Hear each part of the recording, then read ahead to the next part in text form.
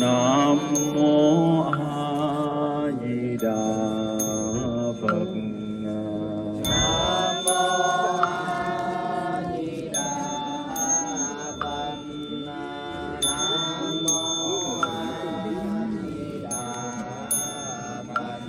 Nam mô A Di Đà Phật.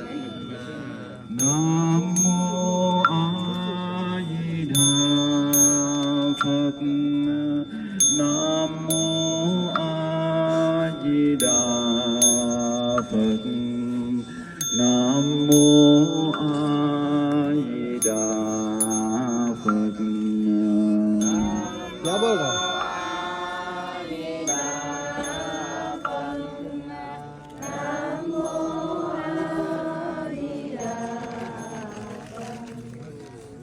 Hậu luôn.